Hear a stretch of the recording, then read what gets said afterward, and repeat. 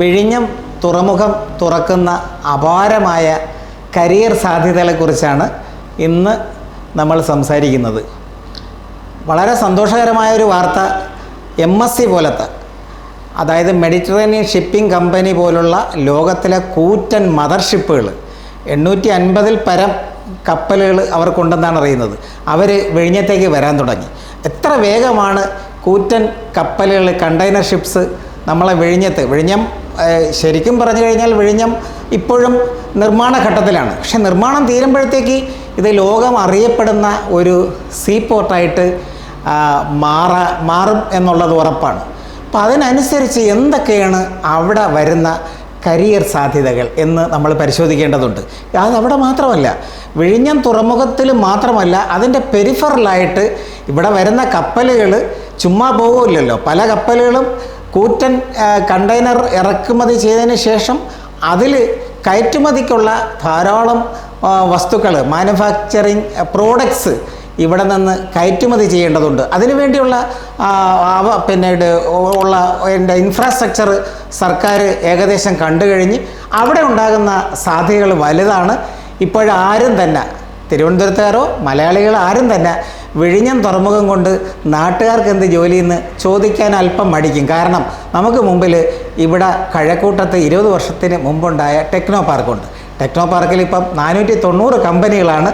അവിടെ 75,000 ചെറുപ്പക്കാർ, ആൺകുട്ടികളും പെൺകുട്ടികളും സന്തോഷത്തോടെ ജോലി ചെയ്യുന്നു.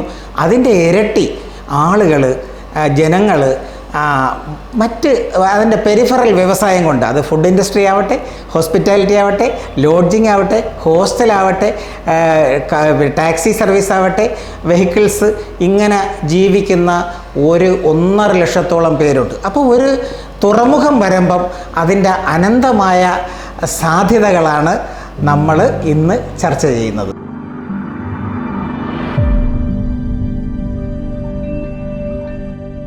നേരത്തെ പറഞ്ഞ MSC പോലുള്ള കൂറ്റൻ ഷിപ്പുകൾ, യൂറോപ്യൻ കപ്പൽ ശൃംഖലയിൽപ്പെട്ട കൂറ്റൻ കപ്പലുകൾ നമ്മുടെ വിഴിഞ്ഞത്ത് വരാൻ തുടങ്ങിയെന്ന് അറിഞ്ഞ ഒരു സന്തോഷ വാർത്തയോടൊപ്പം തന്നെ മറ്റൊരു സന്തോഷകരമായൊരു വാർത്ത കൂടി പുറത്തു വന്നിട്ടുണ്ട്. അത് നമ്മുടെ ഗ്രീൻ എനർജി ഇൻഡസ്ട്രി ഇവിടെ കൊണ്ട് ആരംഭിക്കുകയാണ്. ഇവിടെ ആരംഭിക്കാനുള്ള തുടക്കം സർക്കാർ അംഗീകാരം കൊടുത്തു എന്നുള്ളതാണ്. 73,000 കോടി, 72,000-ൽ കൂടുതൽ കോടി രൂപ ഇവിടെ മുതൽ മുടക്കിക്കൊണ്ടുള്ള വ്യവസായ ശൃംഖല വരെയാണ്. അതായത് കാർബൺ വികിരണം കുറഞ്ഞ ഗ്രീൻ എനർജി, ഗ്രീൻ ഹൈഡ്രജൻ, അതുപോലെ തന്നെ ഗ്രീൻ അമോണിയ നിർമ്മാണം. ഇത് ലോകത്തിലൊരു വലിയ വ്യവസായമാണ്. നാളത്തെ ഇന്ധനം എന്ന് പറഞ്ഞാൽ കൽക്കരിയിൽ നിന്നോ ഫോസിലിൽ നിന്നോ ഉണ്ടാക്കുന്നതല്ല, അത് റിന്യൂവബിൾ എനർജിയാണ്. റിന്യൂവബിൾ എനർജിയുടെ ഒരു ഐറ്റമാണ് ഹൈഡ്രജൻ എനർജി, ഹൈഡ്രജൻ നിർമ്മാണം, അതുപോലെ വ്യാവസായിക അടിസ്ഥാനത്തിൽ ഹൈഡ്രജൻ നിർമ്മാണം, അമോണിയ നിർമ്മാണം. ഇത് വൻതോതിൽ 72,000 കോടി രൂപ അല്ലെങ്കിൽ 73,000 കോടി രൂപയുടെ നിക്ഷേപം എന്ന് പറഞ്ഞാൽ തന്നെ അതിൻ്റെ നിർമ്മാണ ഘട്ടത്തിൽ 30,000 പേർക്കും അതിൻ്റെ പ്രവർത്തന ഘട്ടത്തിൽ 7,000 പേർക്കും ജോലി കൊടുക്കുമെന്ന് ഇപ്പോൾ തന്നെ വാഗ്ദാനം ചെയ്തു. പക്ഷേ ഒരു 10 വർഷം കഴിയുമ്പോൾ ഇതായിരിക്കില്ല സ്ഥിതി. ഈ 7,000 പേര് അത് 14,000 പേരോ അതിൽ കൂടുതലും ആവാം. മറ്റൊന്നുള്ളത്, ചിലപ്പോൾ ഈ മെത്തനോൾ ഇൻഡസ്ട്രി, മെത്തനോൾ നമ്മൾ ഇറക്കുമതി ചെയ്യുന്നുണ്ട് ഇന്ത്യ. മെത്തനോളും ഇതുപോലത്തെ ഒരു ദോഷമില്ലാത്ത ഒരു ഫ്യൂവലാണ്. കപ്പലിൽ അത് ഉപയോഗിക്കാൻ തുടങ്ങിയിട്ടുണ്ട്. അത് ഉപയോഗിച്ച് ഒരുപാട് ഇൻഡസ്ട്രീസ് വർക്ക് ചെയ്യുന്നുണ്ട്.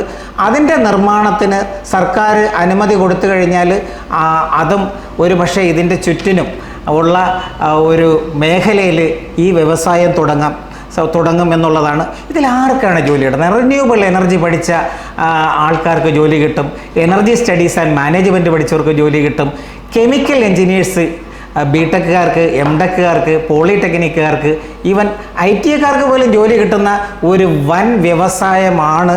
അത്രമാത്രം കയറ്റുമതി, ടൺ കണക്കിന് നമ്മൾ കയറ്റുമതി ചെയ്യാനുള്ള സാധ്യതയാണ് കാണുന്നത്.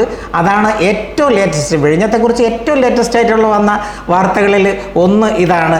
നമ്മൾ ഗ്രീൻ എനർജി പ്രൊഡ്യൂസ് ചെയ്യാൻ പോകുന്ന വൻതോതിൽ വ്യാവസായിക അടിസ്ഥാനത്തിൽ ഇത് എക്സ്പോർട്ട് ചെയ്യുമ്പം കിട്ടുന്ന, നമ്മളെ സ്റ്റേറ്റിന് കിട്ടുന്ന വരുമാനമല്ല പ്രധാനം, അതുപോലെ തന്നെ വരുമാനം പോലെ തന്നെ പ്രധാനം നമ്മുടെ ഒരുപാട് അഭ്യസ്ത വിദ്യർക്ക് തൊഴിലുണ്ടാകുന്നു. മാത്രമല്ല ഇതിൻ്റെ മാർക്കറ്റിംഗ്, സെയിൽസ്, ഇതിൻ്റെ ലോജിസ്റ്റിക്സ്, ഇതിൻ്റെ സപ്ലൈ ചെയിൻ, അങ്ങനെ ഒരു വലിയ വിഭാഗത്തിന് ഇവിടെ ജോലി കിട്ടും. അതുപോലെ എനർജി സ്റ്റഡീസ് മാത്രമല്ല, ഇവിടെ പിന്നെ പവർ ഇലക്ട്രോണിക്സുകാർ, മെക്കാനിക്കൽ എഞ്ചിനീയേഴ്സ്, ഇവർക്കും തീർച്ചയായിട്ടും, അതുപോലെ തന്നെ എൻവയോൺമെൻറ്റൽ എഞ്ചിനീയേഴ്സ്, നമ്മൾ അധികം എക്സ്പ്ലോർ ചെയ്യാത്തൊരു മേഖലയാണ് എൻവയോൺമെൻറ്റൽ എഞ്ചിനീയേഴ്സ്. ഇവർക്കെല്ലാം തന്നെ സസ്റ്റൈനബിൾ എനർജി സ്റ്റഡീസുകാർ, ഇവർക്കെല്ലാം തന്നെ ജോലി ഉറപ്പാകുമെന്നുള്ളതാണ് ഈ വ്യവസായ ശൃംഖലകൾ പച്ച പിടിക്കുമ്പോൾ. തീർച്ചയായിട്ടും തുറമുഖം ഒഫീഷ്യലായിട്ട് അനൗൺസ് ചെയ്തപ്പോൾ തന്നെ ചില ഇൻഡസ്ട്രിയൽ സോണുകൾ സർക്കാർ മെൻഷൻ ചെയ്യുകയുണ്ടായി. അതിൽ പ്രധാനപ്പെട്ട ഒന്ന് ഐഫോൺ വ്യവസായമാണ്. നമുക്ക് ഐഫോൺ വ്യവസായത്തിൻ്റെ സാധ്യത അനന്തമാണെന്നറിയാം. ഇപ്പോഴ് അതിൻ്റെ പ്രൊഡ്യൂസേഴ്സ് കൂടുതലും ചൈന പോലുള്ള വലിയ രാജ്യങ്ങളാണ്. പക്ഷെ നമുക്ക് അതിനുള്ള സാധ്യതകളുണ്ട്. അതിനുവേണ്ടി ഒരു വ്യവസായ പാർക്ക് സർക്കാർ നേരത്തെ തന്നെ അടയാളപ്പെടുത്തിയ സ്ഥലത്ത് തന്നെ അത് ഉണ്ടാകും. അതിനുവേണ്ടിയുള്ള സ്ഥലം അക്വയർ ചെയ്യാനായിട്ട് സർക്കാർ സന്നദ്ധമാണ്. തീർച്ചയായിട്ടും അതിനുള്ള പ്ലാനിംഗ് ഉണ്ട്. അതിനു വേണ്ടിയാണ് റിംഗ് റോഡ് 63 കിലോമീറ്റർ വിഴിഞ്ഞത്ത് നിന്ന് നാവായിക്കുളം പാരിപ്പള്ളി അടുത്ത് വരെ റിംഗ് റോഡിൻ്റെ സാധ്യതകളും. ഈ റിംഗ് റോഡൊക്കെ ഇനി വേഗം വന്നു കഴിഞ്ഞാലേ ഉള്ളൂ. ബാലരാമപുരം വിഴിഞ്ഞം ടണൽ റെയിൽ പോലും അത്ര വേഗം വരും. അത്രമാത്രം ഫാസ്റ്റായിട്ടാണ് ഇതിൻ്റെ പിന്നീട് കംപ്ലീഷൻ, പോർട്ടിൻ്റെ നിർമ്മാണ ഘട്ടം തീരുന്നപ്പോൾ തന്നെ ഈ വ്യവസായങ്ങളും കൂടെ തീർച്ചയായിട്ടും വരും. നമ്മളൊരു 10 വർഷത്തേക്കുള്ള പ്ലാനിങ് കാണുമ്പോൾ ഐഫോൺ ഇൻഡസ്ട്രിയിൽ ധാരാളം പേർക്ക് പിന്നെ പ്രൊഡക്ഷൻ മേഖലയിൽ, ഡിസൈൻ മേഖലയിൽ, അതുപോലെ ഇലക്ട്രോണിക്സ് മേഖലയിൽ, കമ്പ്യൂട്ടർ എഞ്ചിനീയേഴ്സ്, ഇവർക്കെല്ലാം തന്നെ ഈ ഐഫോൺ മേഖല, ഐഫോൺ എന്ന് പറയുമ്പോൾ ഒരു കമ്പനി മാത്രമായിരിക്കില്ല, വിവിധങ്ങളായ മൊബൈൽ കമ്പനികൾ, ഒരുപക്ഷെ ലാപ്ടോപ്പ് കമ്പനികൾ, ടാബ്, ഇതെല്ലാം തന്നെ നിർമ്മാണ മേഖല സർക്കാർ സൂചിപ്പിച്ചിട്ടുണ്ട്. അതൊരു 8-10 സ്ക്വയർ കിലോമീറ്റർ ചുറ്റളവിലാണ് അത് അക്വയർ ചെയ്യുന്നത്. നമുക്ക് ഒരു വലിയ ഏരിയയാണ്, ഒരു വലിയൊരു ഇൻഡസ്ട്രിയൽ പാർക്കാണ്. അവിടെ മുഴുവനും ഒരുപക്ഷെ സെമി കണ്ടക്ടർ ഇൻഡസ്ട്രി കൂടി ഭാവിയിലെ ഇപ്പോഴത്തെ ഏറ്റവും വലിയൊരു ഇൻഡസ്ട്രിയാണ് സെമി കണ്ടക്ടർ വ്യവസായം. സെമി കണ്ടക്ടേഴ്സ് ഇൻഡസ്ട്രി കൂടി ചിലപ്പോൾ ഇവിടെ തുടങ്ങാൻ സാധ്യതയുണ്ട്. അത് എനിക്ക് തോന്നുന്നതാണ്. പക്ഷേ ഐഫോൺ നേരത്തെ തന്നെ അനൗൺസ് ചെയ്ത് കഴിഞ്ഞ് ഐഫോൺ തീർച്ചയായിട്ടും നിർമ്മാണം വലിയ തോതിൽ കണ്ടെയ്നേഴ്സ് ഷിപ്പിൽ ആവശ്യം പോലെ മറ്റ് രാജ്യങ്ങളിലേക്ക് കയറ്റുമതി ചെയ്യാനായിട്ട് അരമണിക്കൂർ കൊണ്ടും 1 മണിക്കൂർ കൊണ്ടും ഇതിൻ്റെ പ്രോഡക്റ്റ് വിഴിഞ്ഞം ഹാർബറിൽ എത്തിക്കാൻ കഴിയുമെന്നുള്ളതാണ് ഇതിൻ്റെ സാധ്യത. അതുകൊണ്ട് തന്നെ മിക്കവാറും ഈ റിംഗ് റോഡിൻ്റെ പിന്നെ തൊട്ടടുത്ത പ്രദേശങ്ങളിൽ തന്നെ ആയിരിക്കും ഇതിൻ്റെ കമ്പനികൾ. ഇവിടെയും നമ്മുടെ ചെറുപ്പക്കാർക്ക്, കമ്പ്യൂട്ടർ എഞ്ചിനീയേഴ്സിന്, ഇലക്ട്രോണിക്സ് ആൻഡ് കമ്മ്യൂണിക്കേഷൻകാർക്ക്, അതുപോലെ തന്നെ പ്രോഡക്റ്റ് ഡിസൈൻകാർക്കൊക്കെ തീർച്ചയായിട്ടും ജോലി ഉണ്ടാകും. ഇതിന് മാർക്കറ്റിങ്ങും സെയിൽസിലും സപ്ലൈ ചെയിനിലും ലോജിസ്റ്റിക്സിലും ഒക്കെ തന്നെ ഇതിൻ്റേതായ വിഭാഗം ഉണ്ടാകും. അവിടെയും നമ്മുടെ പിന്നെ അത്യുത്സാഹികളായ പെൺകുട്ടികൾക്കും ആൺകുട്ടികൾക്കും ഉറപ്പായിട്ടും ജോലി കിട്ടും. മറ്റൊരു വ്യവസായ പാർക്ക് കാട്ടാക്കട ഭാഗത്താണെന്നാണ് ആദ്യമേ കേട്ടത്. അതിന് മാറ്റമൊന്നുമില്ലെന്നാണ് തോന്നുന്നത്. പഴം, പച്ചക്കറി, പ്രോസസ്സ് ചെയ്ത വെജിറ്റബിൾസും ഫ്രൂട്ട്സും അടങ്ങുന്ന ഇൻഡസ്ട്രീസാണ്. അത് കയറ്റുമതി ചെയ്യുക. അതിൻ്റെ പ്രോസസ്സ് ചെയ്ത ഡ്രൈ ഫ്രൂട്ട്സ്, അതുപോലെ തന്നെ നമ്മുടെ ജാക്ക് ഫ്രൂട്ട്സ് പോലും അതിൽ വരുമെന്നാണ് എനിക്ക് തോന്നുന്നത്. നമ്മുടെ പാലക്കാടൻ മാമ്പഴം വരും. ഒരുപക്ഷെ അതുകൊണ്ട് തികഞ്ഞില്ലെങ്കിൽ, സഫീഷ്യൻ്റ് ആയില്ലെങ്കിൽ തീർച്ചയായിട്ടും മഹാരാഷ്ട്ര, അന്യ സംസ്ഥാനത്തിൽ നിന്ന്, തമിഴ്നാട്, ആന്ധ്രാപ്രദേശിൽ നിന്നെല്ലാം മാംഗോസും ഫ്രൂട്ട്സും ഇവിടെ വന്ന് പ്രോസസ്സ് ചെയ്ത് അത് പാക്കേജിങ് ടെക്നോളജിയിൽ കൂടി അത് കണ്ടെയ്നേഴ്സിലോട്ട് മാറി വിഴിഞ്ഞം തുറമുഖത്തുനിന്ന് മറ്റ് ദേശങ്ങളിലേക്ക് പോകുമെന്ന് ഉറപ്പാണ്. അതിനാണ് ഒരു വലിയ പാർക്ക്. അവിടെ ഇതേപോലെ ഒരു വലിയ ഏരിയ സർക്കാർ നോക്കി വെച്ചിട്ടുണ്ട്. ഇതെല്ലാം നാളെ യാഥാർത്ഥ്യമാകുന്നതാണ്. ഇവിടെ ആർക്കാണ് ജോലി കിട്ടുന്നത്? ഇവിടെ പിന്നീട് പ്രോസസ്ഡ് ഫുഡ് ഇൻഡസ്ട്രീസിലെല്ലാം തന്നെ ഏറ്റവും കൂടുതൽ ജോലിക്കാരായിട്ട് ഉള്ളത് ക്വാളിറ്റി കൺട്രോളേഴ്സാണ്, ക്വാളിറ്റി അഷുറൻസ് ഓഫീസറാണ്, അതുപോലെ തന്നെ പിന്നീട് ഇതിൻ്റെ ഡിസൈൻ ചെയ്യുന്നവരാണ്, അതുപോലെ തന്നെ പിന്നീട് ഈ BSc MSc ഫുഡ് ടെക്നോളജിക്കാർ, BTech ഫുഡ് ടെക്നോളജിക്കാർക്ക് ഇവർക്കെല്ലാം തന്നെ ജോലി കിട്ടും. അതുപോലെ തന്നെ ഫുഡ് പ്രോസസ്സിങ് സ്പെഷ്യലിസ്റ്റുകൾ, വേറൊരു വിഭാഗമുള്ളത്. ഇതെല്ലാം തന്നെ 6 മാസമോ 1 വർഷമൊക്കെ കേടുകൂടാതെ ഇരിക്കുന്ന രീതിയിൽ ഇതിൻ്റെ പാക്കേജിങ് ടെക്നോളജി, നമ്മൾ മലയാളികൾ അധികം പഠിക്കാൻ പോകാത്ത ഒരു മേഖലയാണ് പാക്കേജിങ് ടെക്നോളജി. അവിടെ പോസ്റ്റ് ഗ്രാജുവേറ്റ് ഡിപ്ലോമയും ഒക്കെ ഉണ്ട്. ഇന്ത്യൻ ഇൻസ്റ്റിറ്റ്യൂട്ട് ഓഫ് പാക്കേജിങ് അത് ചെന്നൈയിൽ, കൽക്കട്ടയിൽ, അതുപോലെ തന്നെ അഹമ്മദാബാദിൽ, ഹൈദരാബാദിൽ, ഡൽഹിയിലെല്ലാം, ഈ മുംബൈയിലെല്ലാം ഈ ഇൻസ്റ്റിറ്റ്യൂട്ട് ഉണ്ട്. പത്രത്തിലൊക്കെ വരാറുണ്ട്. പക്ഷേ അധികം ആരും അങ്ങനെ ചേരാറില്ല. അവർക്ക് പോലും ഈ വ്യവസായ പാർക്കിൽ പാക്കേജിങ് ടെക്നോളജി പഠിച്ചവർക്ക് പോലും ഒരുപാട് പേർക്ക് ജോലി കിട്ടിയില്ലെങ്കിലും ഒരളവോളം, അത് പഠിക്കുന്നവരും കുറവാണല്ലോ, എന്തായാലും ജോലി കിട്ടും. എന്തായാലും BSc food technology, MSc food technology പഠിച്ചവർക്ക്, അതുപോലെ തന്നെ ഫുഡ് മൈക്രോബയോളജിസ്റ്റ് ആയിട്ടുള്ളത്, ഫുഡ് അനലിസ്റ്റ്, ഇതെല്ലാം തന്നെ ഫുഡ് ടെക്നോളജിയുടെ ഒരു ഭാഗമാണ്. എന്തായാലും ഈ ഫുഡ് പാർക്കിൽ, അതായത് പ്രോസസ്ഡ് വെജിറ്റബിൾ ആൻഡ് ഫുഡ് ഇൻഡസ്ട്രീസിൽ വൻ സാധ്യത തീർച്ചയായിട്ടും ഉണ്ടാകും. അടുത്ത 10 വർഷം കൊണ്ട് നമ്മളെ നാടിൻ്റെ മുഖച്ഛായ വല്ലാതെ മാറും. ഒരുപാട് അത്യുത്സാഹമുള്ള ചെറുപ്പക്കാർക്കും ജോലി കിട്ടും. ഇപ്പോഴേ നിങ്ങൾ കരുതുക. മറ്റൊരു പ്രധാനപ്പെട്ട ഇൻഡസ്ട്രി, നമ്മൾ ഒരുപാട് പേർക്ക് ജോലി ലഭിക്കുമെന്ന് ഉറപ്പുള്ള മറ്റൊരു ഇൻഡസ്ട്രി, അത് നേരത്തെ തന്നെ സർക്കാർ തന്നെ ചൂണ്ടിക്കാട്ടിയതാണ്. നേരത്തെ പറഞ്ഞ പിന്നീട് ഇലക്ട്രോണിക് പാർക്ക് പോലെ, പഴം പച്ചക്കറി പ്രോസസ്ഡ് ഇൻഡസ്ട്രീസ് പാർക്ക് പോലെ മറ്റൊരു പാർക്ക് നിത്യജീവിതത്തിൽ ഏറ്റവും ആവശ്യമായ ഒന്നാണ്. അതാണ് ഫാർമസ്യൂട്ടിക്കൽ ഇൻഡസ്ട്രി. നമുക്ക് ഫാർമസ്യൂട്ടിക്കൽ ഇൻഡസ്ട്രി പാർക്ക് കേരളത്തിലില്ല. കുറച്ച് ഫാർമ ഇൻഡസ്ട്രീസൊക്കെ ഉണ്ടെങ്കിൽ തന്നെയും അതൊരു പാർക്കായിട്ടില്ല. അത് മംഗലപുരം കഴക്കൂട്ടത്തിനടുത്ത്, ടെക്നോ പാർക്കിൻ്റെ അടുത്ത്, അതല്ലെങ്കിൽ ടെക്നോ സിറ്റിയിൽ ചേർന്നുകൊണ്ട് മംഗലപുരം പിന്നെ ആ പ്രദേശത്താണ് സർക്കാർ അത് നോക്കി വെച്ചിട്ടുള്ളത്. അതിലും വലിയ മാറ്റമില്ലെന്ന് തോന്നുന്നു. നിങ്ങൾക്ക് നമ്മളെ റിംഗ് റോഡ്, വിഴിഞ്ഞം നാവായിക്കുളം റിംഗ് റോഡ് 63 കിലോമീറ്ററിൻ്റെ മാപ്പ് നോക്കിക്കഴിഞ്ഞാൽ അറിയാം. വെമ്പായത്ത് നിന്ന് ഒരു അപ്രോച്ച് റോഡ് മംഗലപുരത്തേക്ക് നീങ്ങുന്നുണ്ട്. അത് ഈ ഇൻഡസ്ട്രീസിലെ ഇവിടുത്തെ ഉൽപ്പന്നങ്ങൾ കൊണ്ടെത്തിക്കാനാണ്, വിഴിഞ്ഞം തുറമുഖത്തേക്ക് കൊണ്ടെത്തിക്കാനാണ്. ഇതൊക്കെ വളരെ നേരത്തെ ഉള്ള പ്രോഗ്രാംഡ് ആയിട്ടുള്ള ഒരു പ്ലാനിങ് ആണ്. അപ്പോൾ ഈ ഇൻഡസ്ട്രീസ് വന്നു കഴിഞ്ഞാൽ എത്രമാത്രം ഫാർമസ്യൂട്ടിക്കൽ ഇൻഡസ്ട്രീസ് ഇന്ത്യയിലുണ്ട്.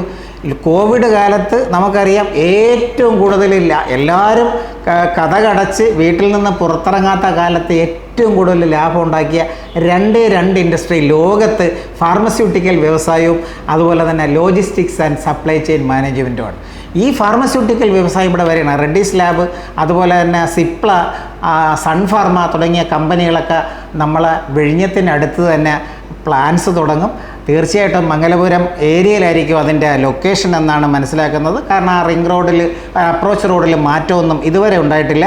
ഈ ഇൻഡസ്ട്രി തുടങ്ങിക്കഴിഞ്ഞാൽ ധാരാളം ഫാർമ പ്രോഡക്ട്സ് ഇവിടെ നിന്ന് അന്യ നാട്ടിലേക്ക് കയറ്റുമതി ചെയ്യും. അവിടെ ആർക്കാണ് ജോലി കിട്ടുന്നത്? അവിടെ ഫാർമസി B.Pharm-കാർക്ക്, M.Pharm-കാർക്ക്, ഫാർമ മാനേജ്മെൻറ്റുകാർക്ക്, അതുപോലെ തന്നെ D.Pharm-കാർക്ക്, അതുപോലെ തന്നെ പിന്നെ microbiologist, biochemist, bio informatics, clinical റിസർച്ചിൽ MSc-യും PhD എടുത്തവർക്കെല്ലാം തന്നെ ഇവിടെ ജോലി കിട്ടും. മറ്റൊരു പ്രധാനപ്പെട്ട ഏറ്റവും ലേറ്റസ്റ്റായിട്ട് അറിഞ്ഞ മറ്റൊരു അറിവ്, ന്യൂട്രസ്യൂട്ടിക്കൽസ്, ഫാർമസ്യൂട്ടിക്കൽ പോലെ ന്യൂട്രസ്യൂട്ടിക്കൽസിൻ്റെ ഗവേഷണത്തിന് കേരള സർക്കാർ അനുമതി കൊടുത്തു. സെൻറ്റർ ഓഫ് എക്സലൻസ് ആയിട്ട് ഒരു സ്ഥാപനം നമ്മുടെ പിന്നെ സയൻസ് പാർക്കിൽ ഇപ്പോഴുള്ള അഡ്വാൻസ്ഡ് വൈറോളജി ഇൻസ്റ്റിറ്റ്യൂട്ടിൽ തൽക്കാലത്തേക്ക് തുടങ്ങിയിരിക്കുകയാണ്. അത് സ്വന്തം ബിൽഡിങ്ങൊക്കെ ആവും. അപ്പം വാട്ട് ഈസ് ന്യൂട്രാസ്യൂട്ടിക്കൽസ് എന്ന് പറഞ്ഞാൽ പ്രതിരോധ മരുന്നുകൾ ഉൽപ്പാദിപ്പിക്കുകയാണ്. ഫാർമസ്യൂട്ടിക്കൽസ് രോഗത്തിനുള്ള മരുന്നാണെങ്കിൽ രോഗം വരാതിരിക്കാനുള്ള, അതിനെ പ്രിവെൻറ്റ് ചെയ്യാനുള്ള പിന്നെ മരുന്നെന്ന് പറയാൻ പറ്റത്തില്ല, ആ ഒരു ഘടകങ്ങളടങ്ങിയ സാധന നിർമ്മാണ പ്രക്രിയയുടെ ഗവേഷണ സ്ഥാപനം സർക്കാർ തുടങ്ങിക്കഴിഞ്ഞ്. അത് ഏറ്റവും ലേറ്റസ്റ്റ് വാർത്തയാണ്. ഇതെങ്ങനെ വിഴിഞ്ഞം തുറമുഖത്തിന് സ്വാധീനിക്കുമെന്ന് പറഞ്ഞു കഴിഞ്ഞാൽ, ഇവിടെ നടക്കുന്ന ഗവേഷണം, ഇവിടെ ആരാണ് ഗവേഷണം നടത്തുന്നത്? ഇവിടെ ബയോടെക്നോളജി പഠിച്ചവർ, പ്ലാന്റ് ബയോടെക്നോളജി പഠിച്ചവർ, അതുപോലെ തന്നെ ഓഷൻ സയൻസ്, മറൈൻ ബയോടെക്നോളജി പഠിച്ചവർ, ബയോകെമിസ്റ്റ്, ഇവർക്കെല്ലാം തന്നെ ഇവിടെ ഗവേഷണ സാധ്യതകൾ കൂടിയുണ്ട്. വൈറോളജി ഇൻസ്റ്റിറ്റ്യൂട്ടിൻ്റെ അടുത്താണ് തുടങ്ങുന്നതെങ്കിൽ ഒരു സ്വതന്ത്ര സ്ഥാപനമാണ്, സെൻറ്റർ ഓഫ് എക്സലൻസ് ആണ്.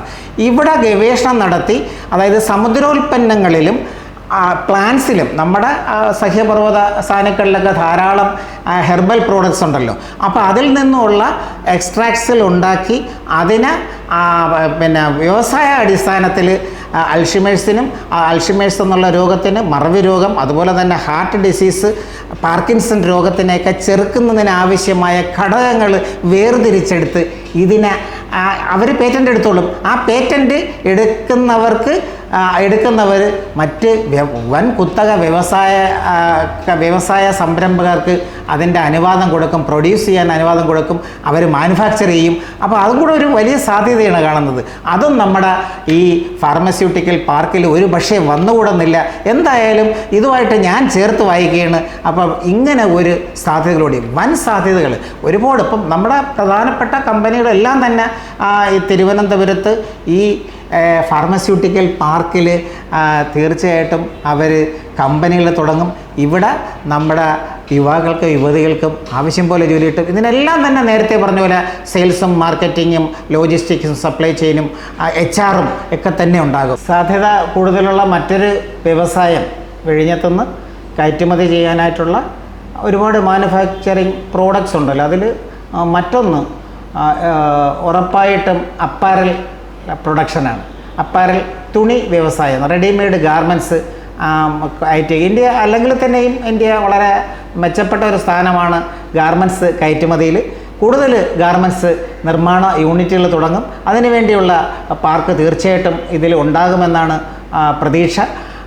അതിൽ പിന്നെ ഡിപ്ലോമ കോഴ്സ്, അതുപോലെ തന്നെ ATDC apparel training and design സെൻറ്ററിൽ നിന്ന് 1 വർഷവും 2 വർഷവും BVOC കോഴ്സുകളൊക്കെ കഴിഞ്ഞ് 3 വർഷത്തെ BVOC കോഴ്സ് അല്ലെങ്കിൽ ഇനി 4 വർഷത്തെ കോഴ്സൊക്കെ കഴിഞ്ഞ് വരുന്ന ഫാഷൻ ഡിസൈനർ, നിഫ്റ്റിയിൽ നിന്ന് ഫാഷൻ ഡിസൈനേഴ്സ്, ടെക്സ്റ്റൈൽ ഡിസൈനേഴ്സ് ഇവർക്കെല്ലാം തന്നെ തീർച്ചയായിട്ടും ഈ അപ്പാരൽ പാർക്കിൽ ജോലി കിട്ടും. അപ്പം നമ്മുടെ ഗാർമെൻറ്റ്സ് ഒരുപാട് കയറ്റുമതി ചെയ്യും. തിരുപ്പൂർ പോലത്തെ ഒരു വലിയ സെൻറ്ററായിട്ട് നമ്മൾ ഈ പാർക്ക് മാറാൻ അധിക കാലം വേണ്ടി വരത്തില്ല. തീർച്ചയായിട്ടും അതും ഉണ്ട് എന്നാണ് മനസ്സിലാക്കുന്നത്, കണക്കാക്കുന്നത്. അവിടെയും ഇതുപോലെ ഇതിൻ്റെ HR മാനേജ്മെൻറ്റും ഇതിൻ്റെ ഒരു ചെറിയ അളവോളം സെയിൽസ് അതുപോലെ തന്നെ മാർക്കറ്റിങ്ങും ഒക്കെ തന്നെ ഉണ്ടായി വരും. തീർച്ചയായിട്ടും അപ്പാരൽ പാർക്ക് കൂടി നമ്മുടെ വിഴിഞ്ഞം തുറമുഖത്തിൻ്റെ ജോലി സാധ്യതയെ അത്യധികം സ്വാധീനിക്കുമെന്ന് ഉറപ്പാണ്. ഇനി തുറമുഖം കേന്ദ്രമാക്കി മാത്രം ജോലി സാധ്യതയുള്ള നമുക്കൊക്കെ പലർക്കും അറിയാവുന്ന മേഖലയാണ് logistics and supply chain management. അതിൽ ഡിപ്ലോമ തലം മുതൽ ഇന്ത്യൻ മാരിടൈം യൂണിവേഴ്സിറ്റി നടത്തുന്ന MBA in international transportation and logistic management, shipping and logistic management എന്നീ കോഴ്സുകൾ ഉൾപ്പെടെയുള്ളവർക്ക് ഉണ്ടാകുന്ന ജോലി സാധ്യത അപാരമായ ജോലി സാധ്യതയാണ്. ഇന്ന് നമ്മൾ മാരിടൈം യൂണിവേഴ്സിറ്റിയിൽ നിന്ന് ഇത്തരം MBA കോഴ്സൊക്കെ പഠിച്ച കുട്ടികൾ ലോകത്ത് എല്ലാ സ്ഥലത്തും പോയി ജോലി ചെയ്യുന്നുണ്ട്. നമ്മൾ വിഴിഞ്ഞം തുറമുഖത്തും ഇതേപോലെ തന്നെ ഇവർക്ക് ജോലി കാണും. അതുപോലെ തന്നെ സാധാരണ MBA ഇനി മാരിടൈം യൂണിവേഴ്സിറ്റിയിലല്ലാതെ തന്നെ MBA in supply chain management, logistics management, അതുപോലെ തന്നെ BBA ലോജിസ്റ്റിക്സ് മാനേജ്മെൻറ്റ് 4 വർഷത്തെ BBA ആകുമ്പോഴേ തന്നെ അവർക്ക് കുറച്ചും കൂടി ഒരു ഓണേഴ്സ് കോഴ്സിൻ്റെ ക്വാളിറ്റി ഉണ്ടായി വരും. ഇൻറ്റേൺഷിപ്പ് ചെയ്തുകൊണ്ട് ഫോർത്ത് ഇയർ അവർക്ക് ഇൻറ്റേൺഷിപ്പ് ചെയ്തുകൊണ്ട് അവസാനിപ്പിക്കാം. അവർക്കും തീർച്ചയായിട്ടും ഈ ഷിപ്പ് ഇൻഡസ്ട്രി ഒരു വലിയ ഒരു ജോലി സാധ്യത നൽകുമെന്ന് തന്നെയാണ് പ്രതീക്ഷ. ഇതുപോലെ തന്നെ ഇനി ഏത് ഗ്രാജുവേറ്റ്സിനും ഒരുപക്ഷെ MBA ഇന്ത്യൻ മാരിടൈം യൂണിവേഴ്സിറ്റിയിലോ മറ്റ് MBA എടുക്കാൻ കഴിയാത്തവർ ഒട്ടും വിഷമിക്കേണ്ട കാര്യമില്ല. ഏത് ഗ്രാജുവേറ്റ്സിനും BCom എടുത്താലും BSc എടുത്താലും BTech എടുത്താലും BA എടുത്താലും ഏത് ഡിഗ്രിക്കാർക്കും 1 വർഷത്തെ professional post graduate diploma in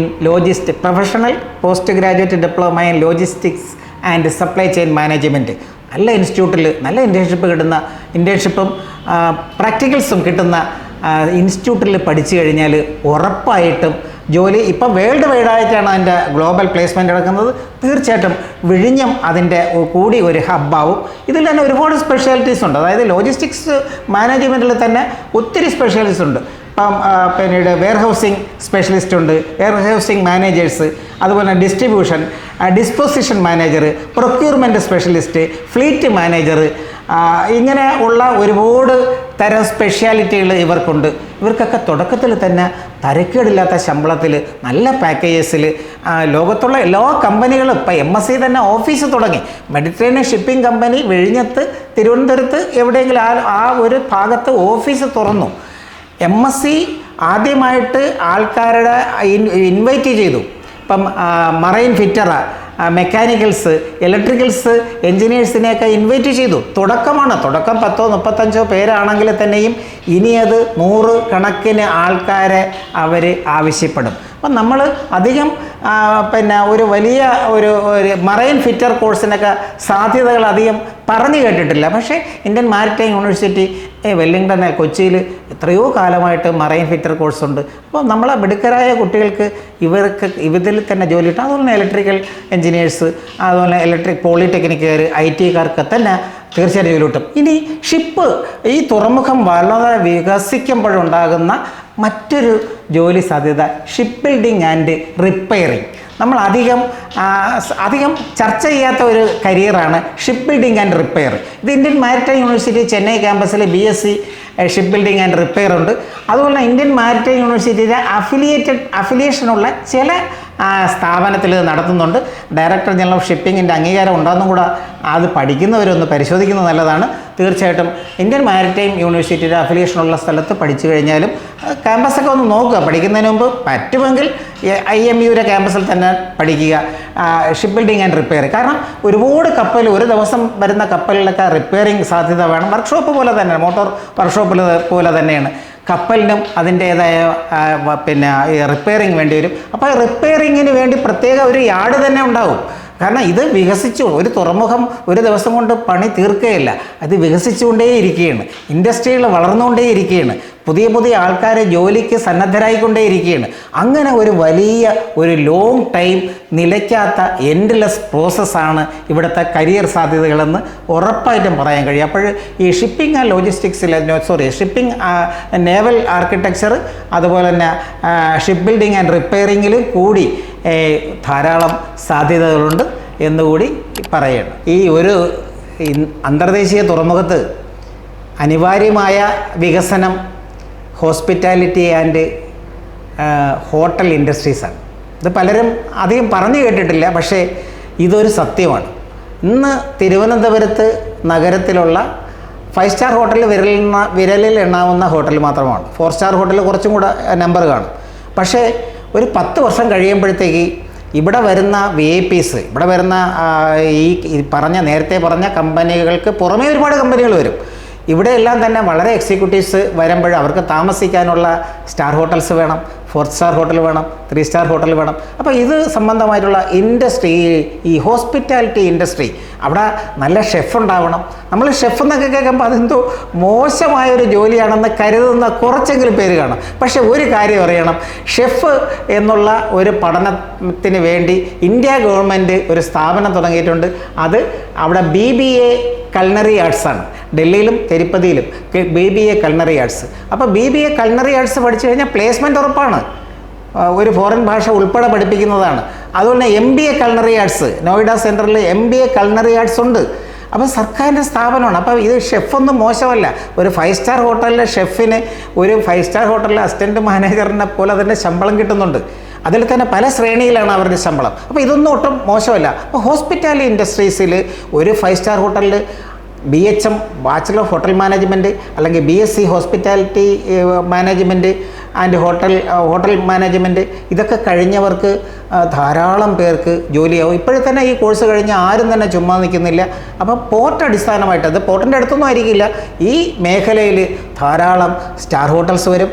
മാത്രമല്ല ഈ മറ്റൊന്ന്, ഈ ഇൻഡസ്ട്രിയിൽ ഈ MSC പോലുള്ള കപ്പലുകൾ, അതുപോലെ തന്നെ റോയൽ കരീബിയൻ പോലെ ഉല്ലാസ കപ്പലുകൾ, MSCക്ക് പോലെ ഉല്ലാസ കപ്പലുകളുണ്ട്.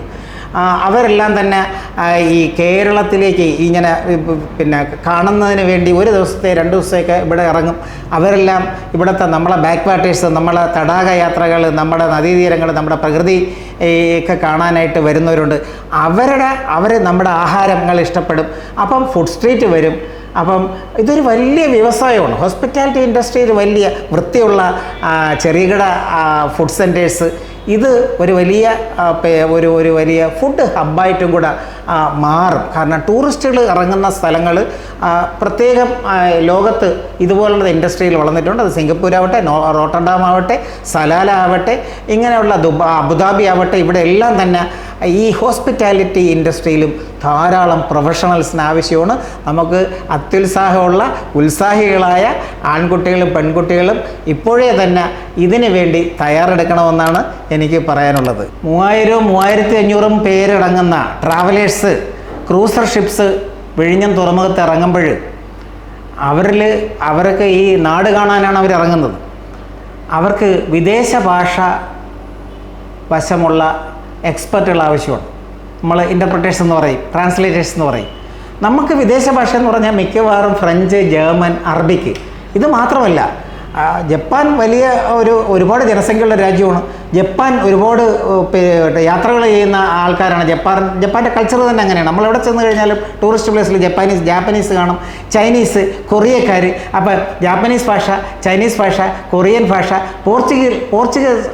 പോർച്ചുഗീസ് ഭാഷ, അതുപോലെ തന്നെ സ്പാനിഷ്, ഇങ്ങനെയുള്ള ലോക ഭാഷകൾ കൈകാര്യം ചെയ്യാൻ അറിയാവുന്ന ദ്വിഭാഷികൾ, ട്രാൻസ്ലേറ്റേഴ്സ്, ഇൻ്റർപ്രിറ്റേഴ്സിന് നമ്മളെ വിഴിഞ്ഞം തുറമുഖം ആവശ്യപ്പെടുന്നുണ്ട്. ഒരു വലിയ അളവോളമൊന്നും പറഞ്ഞില്ലെങ്കിലും ഇവിടെ വരുന്ന ട്രാവലേഴ്സ് ചിലപ്പോൾ ഈ രാജ്യക്കാർക്ക് ഇംഗ്ലീഷ് അവർക്കറിയത്തില്ല.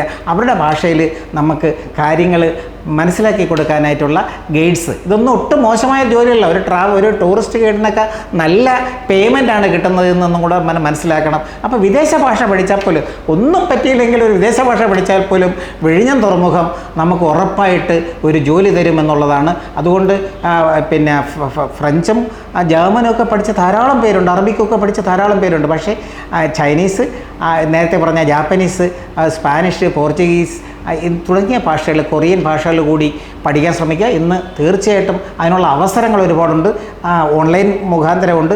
പിന്നെ ക്യുസാറ്റിൻ്റെ ക്യാമ്പസിൽ ഡിപ്പാർട്ട്മെൻറ്റ് ഓഫ് ഫോറിൻ ലാംഗ്വേജസ് ഉണ്ട്. മറ്റ് ഇന്ത്യൻ പ്രധാനപ്പെട്ട യൂണിവേഴ്സിറ്റിയെല്ലാം തന്നെ ഡിപ്പാർട്ട്മെൻറ്റ് ഓഫ് ഫോറിൻ ലാംഗ്വേജസ് ഉണ്ട്. ഉറപ്പായിട്ടും പഠിക്കാം. അപ്പം വിദേശ ഭാഷ പഠിച്ചാൽ പോലും വിഴിഞ്ഞം നമ്മുടെ സംരക്ഷിക്കുമെന്നുള്ളതാണ് ഒരു കരിയർ അങ്ങനെ ഉണ്ടാക്കാൻ കഴിയും. തീർച്ചയായിട്ടും ഇതുപോലെ മികച്ച കരിയറിൻ്റെ അപാരമായ സാധ്യത. ഒരു 10 വർഷത്തിനകം 1 ലക്ഷം പേർക്ക് ഡയറക്റ്റായിട്ടും അല്ലാത്തവർ അതിൻ്റെ ഇരട്ടി പേർക്ക് ഇൻഡയറക്റ്റായിട്ടും ജോലി കൊടുക്കാൻ സന്നദ്ധമായിരിക്കും നമ്മുടെ വിഴിഞ്ഞം തുറമുഖം. എനർജി സ്റ്റഡീസ് മുതൽ food technology, fashion technology, electronics and communication, chemical engineering, renewable energy, അങ്ങനെ ധാരാളം വിദേശ ഭാഷ വരെ നമുക്ക് hospitality industry, hospitality management, hotel management, വിദേശ ഭാഷ വരെ നമുക്ക് ഒരു ജോലി ഉറപ്പാക്കുന്ന ഒരു അക്ഷയ ഖനി തന്നെയായിരിക്കും വിഴിഞ്ഞം പോർട്ട്. Thank you.